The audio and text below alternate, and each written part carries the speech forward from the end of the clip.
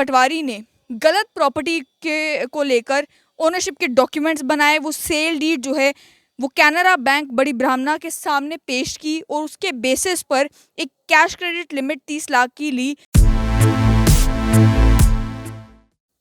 Crime branch Jammu ने एक पटवारी को अरेस्ट किया है फॉर्जरी के लिए और क्रिमिनल कॉन्स्पिरेसी के लिए। उस पटवारी के ऊपर इल्ज़ाम ये लगाए गए हैं कि उसने फेक डॉक्यूमेंट्स प्रोड्यूस किए बैंक के सामने और फेक डॉक्यूमेंट्स की बुनियाद के ऊपर 30 लाख तक की क्रेडिट लिमिट उस बैंक से ली।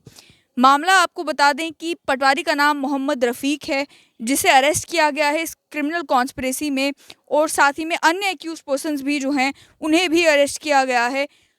बताया ये जा रहा है कि इस पटवारी ने गलत प्रॉपर्टी के को लेकर ओनरशिप के डॉक्यूमेंट्स बनाए, वो सेल डीड जो है वो कैनरा बैंक बड़ी ब्राह्मणा के सामने पेश की और उसके बेसिस पर एक कैश क्रेडिट लिमिट 30 लाख की ली, जो कि लिमिट उसके बाद एनपीए हो गई, यानी कि नॉन परफॉर्मिंग एसेट हो गई जब वो पैसा वापस चुका नहीं पाया। उसके बाद जब इस मामले में इन्वेस्टिगेशन हुई तो क्राइम ब्रांच का ये कहना है कि अक्यूज्ड कोऑपरेट नहीं कर रहे थे इन्वेस्टिगेशन के साथ और भाग रहे थे बचकर, लेकिन उसके बावजूद भी इंटेलिजेंस इनपुट की बुनियाद पर एक ट्रैप बिछाया गया अलग अलग जगहों पे और केयरफुल प्लानिंग के साथ बाद में बड़ी ब्राह्मणा एरिया से ही अक्यूज्ड को गिरफ्तार किया गया। फिलहाल ये पटवारी जो है वो पुलिस रिमांड पर है और इन्वेस्टिगेशन मामले में चल रही है। बताया ये जा रहा है कि कंप्लेंट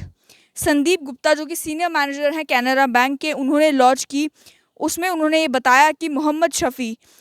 जो खुद को ओनर बता रहे थे, प्रोपराइटर बता रहे थे चौधरी ट्रेडिंग कंपनी के, उन्होंने बैंक को अप्रोच किया कैश क्रेडिट लिमिट के लिए, वो भी 30 लाख की, जिसमें सब लिमिट 5 लाख की रिपेबल थी अलॉन्ग विद इंटरेस्ट ऑफ 13.95%।